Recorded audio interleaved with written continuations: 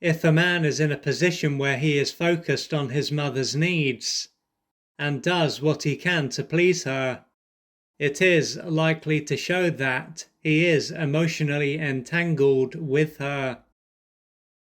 This will mean that, although he is physically separate from her, he won't be emotionally separate from her. At an emotional level, then, he won't know the difference between his needs and his mother's needs, or where he begins and ends, or where his mother begins and ends. As a result of this, his survival will still be attached to his mother.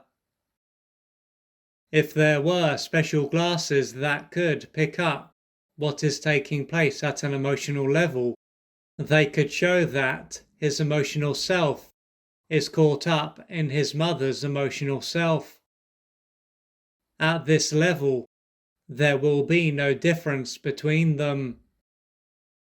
To go even further, there could be strings or waves of energy going from him to his mother. Most of the man's life force will be going to his mother, and this will drain him of what he needs to live a fulfilling life. One way to see his mother would be to say that she is an energy vampire. She won't have access to much of her own life force, which is why she will need to use most, if not all, of her son's. Most likely, this is something that will take place unconsciously, meaning that she won't be aware of how destructive her behavior is. Deep down, she could believe that her son's purpose is to be there for her, and she is entitled to his support. Due to the fact that he won't have a sense of himself as being an individual, being there for his mother will feel comfortable. He could believe that this is the right thing for him to do. So, even though he will be neglecting himself and his own life, this won't be something that stands out. Still, this is not to say that he won't get frustrated and angry from time to time, but he could typically ignore how he feels. Ignoring himself and focusing on his mother won't be serving him, but he will seldom allow himself to acknowledge what is going on. If he does connect to himself, he could soon end up feeling guilty and ashamed and getting anxious and fearful. It will be as if he has opened up Pandora's box, and he will do what he can to close it again, to disconnect from himself. Thus, this moment of inner awareness will soon be over, with him going back to focusing on his mother's needs. How he behaves as an adult is likely to be a continuation of how he had to behave during his early years. This was probably a stage of his life when his mother used him to meet some of her adult and unmet developmental needs. There is a strong chance that she was in an underdeveloped state, and still is, and this is why she unconsciously saw her son as an extension of herself. Instead of seeing him as an adult, thanks to a defense mechanism known as transference, she would have seen him as a parental figure.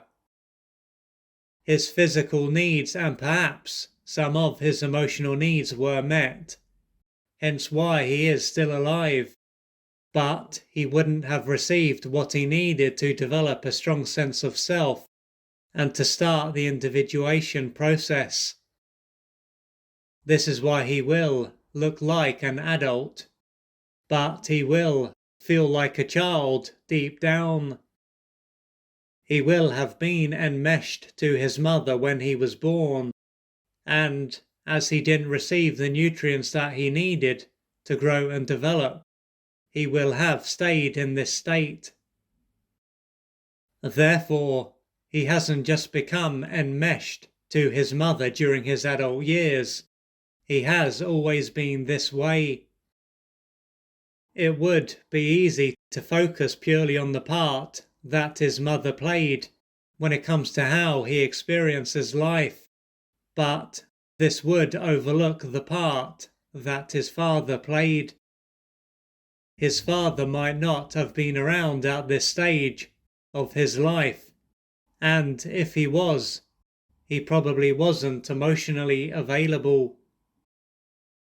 Assuming that he was around but wasn't emotionally available, it would have meant that he wasn't there to bring him out of his mother's world and to give him the support and guidance that he needed to start the individuation process. His aggression, a key part of what would have given him the drive to separate and to live his own life, would have been disowned thanks to his need to please his mother and the trauma that he experienced. Furthermore, his father may have acted as though he was an extension of his son's mother and did what he could to please her. Indirectly, his father would have further enforced the view that his purpose was to please his mother. She wouldn't have been the center of the universe, but she would have been the center of his and his father's world. Additionally, if he didn't do what his mother wanted, his father may have threatened to harm him, or he may have harmed him. Instead of protecting and standing up for his son, he would have been more like his mother's enforcer. This is likely to illustrate that his father was out of touch with his own power and lacked the ability to assert himself. Both parents wouldn't have made it clear that neither his needs nor his self were bad, and that he was here to live his own life. He was let down by two people who were underdeveloped and out of touch with their true self.